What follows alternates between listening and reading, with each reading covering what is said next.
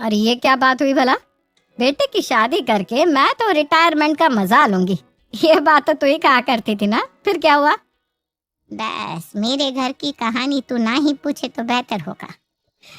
जब शादी करके इस घर में आई थी ना, तब से दिन के कम से कम 10 घंटे रसोई में बिता रही हूँ।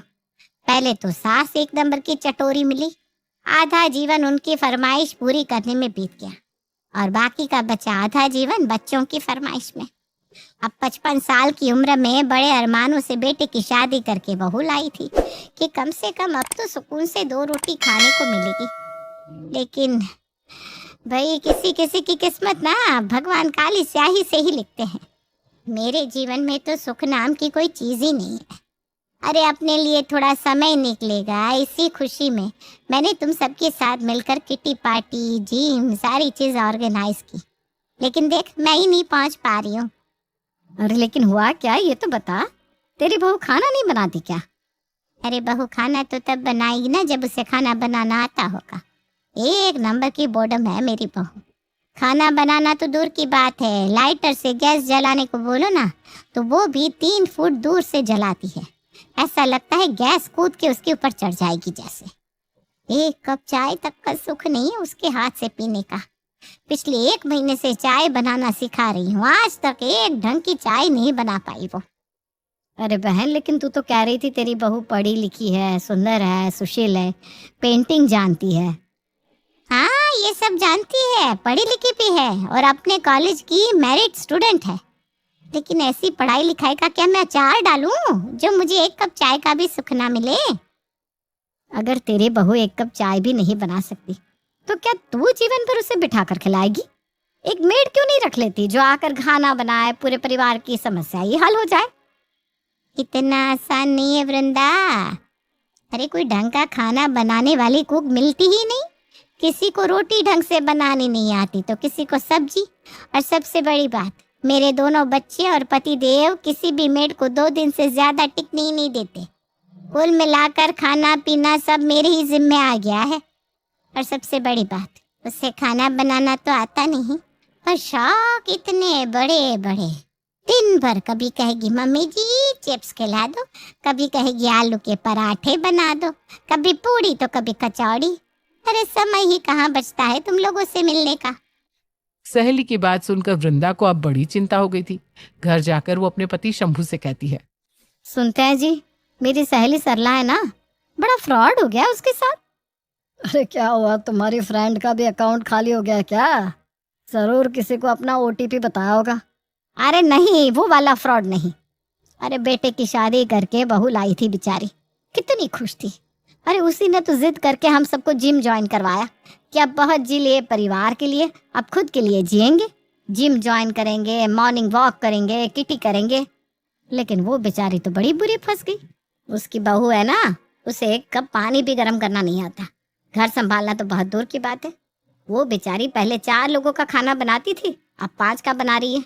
अरे भाई तो क्या हो गया, बहू भी तो बेटी होती है, बना कर खिला भी रही है, तो इसमें फ्रॉड वाली क्या बात है? अरे कमाल की बात करते हैं जी आप। इंसान सारी उम्र घर गृहस्थी में पीसने के बाद इसी उम्मीद से तो बहू लाता है ना कि अपनी जिम्मेदारियां उसे सौंप कर कुछ दिन सुकून से जिएंगे। आप लोग भी तो 60 साल की उम्र के बाद ऑफिस से रिटायरमेंट ले लेते हो ना, तो हम औरतें क्या इंसान नहीं है? हमें 2 पल का आराम नहीं चाहिए? अरे भगवान, तुम अपनी सहेली के घर का झगड़ा मुझ पर क्यों थोप रही हो? मुझे कोई दिक्कत नहीं है, तुम चाहे अपनी बहू से रोटी बनवाओ या घर सजवाओ, मुझे इसमें क्या दिक्कत हो सकती है? हमें तो 2 रोटी चाहिए, समय से खाने को मिल जाए बस। अब तुम बनाओ या तुम्हारी बहू, उससे कोई मतलब नहीं है। इनको तो कोई फर्क नहीं पड़ेगा, लेकिन मेरे घर अगर सल्ला जैसी बहू आ गई ना तो मुझे जरूर फर्क पड़ जाएगा। इसलिए अब मैं अपने बेटे के लिए जो भी लड़की देखने चाहूंगी उससे शुरुआत में ही पूछ लूंगी, खाना बनाना जानती है या नहीं। अरे कोई 2-4 दिन की बात थोड़ी ना है, जीवन भर बहू को बिठाकर रोटियां खिलाने की ताकत मुझ में तो नहीं है भाई। कुछ दिनों में वृंदा अपने बेटे दिव्या के लिए दीक्षा को देखने उसके घर जाती है। लड़की तो बहुत अच्छी है मम्मी, मुझे बहुत पसंद है। अरे चुप रह तू, शक्ल से कुछ नहीं होता बेटा, हम सोच समझ कर ही जवाब देंगे। बेटा घर के काम करना तो जानती हो ना? देखो, शादी के बाद चाहे लड़की नौकरी करे या ना करे, लेकिन घर के काम तो हर लड़की को करने ही पड़ते हैं। तुम घर गृहस्थी के काम, खाना बनाना सब जानती हो ना बेटा? जी, मैं खाना बनाना जानती हूँ और घर के सारे काम भी कर लेती हूँ। फिर ठीक है, हमें लड़की पसंद है भाई। सारी बातें क्लियर करने के बाद वृंदा दीक्षा को बहू बनाकर अपने घर ले आती है। शादी के 1 सप्ताह के बाद। दीक्षा बहू, वैसे तो तुम खाना बढ़िया बना लेती हो भाई, तुम्हारे हाथ का खाना खाकर मजा ही आ जाता है हमको। लेकिन एक बात बताओ, ये रोज रोज तुम चावल बनाकर क्यों रख देती हो? अरे भाई, इतना चावल का शौकीन कोई नहीं है घर में। वो तो शुरू शुरू में संकोच में कोई कुछ कह नहीं पा रहा है, वरना हमारे घर में तो चावल कभी हफ्ता 10 दिन में एक ही बार बनता है। तुम ऐसा करो बेटा, अब कल से ना रोटियां सेक लिया करो। क्या? रोटियाँ? हाँ बेटा, रोटियां। लेकिन रोटी का नाम सुनकर तुम ऐसे क्यों चौंक रही हो, जैसे तुमने पहली बार ये नाम सुना हो? वो माँ जी, क्या है ना कि रोटी बनाने के लिए पहले तो आटा गूंदना पड़ता है। हाँ तो गूंद लो ना, किससे रोका है? नहीं, वो क्या है ना, मैं आटा नहीं गूंद पाऊंगी। क्यों? तुम क्यों नहीं गूंद पाओगी? ऐसा भी क्या रॉकेट साइंस है इसमें? नहीं माँ जी, वो बात नहीं है। वो क्या है ना, मेरी कमर में बहुत दर्द है और डॉक्टर ने मुझे आटा गूंथने से मना किया है।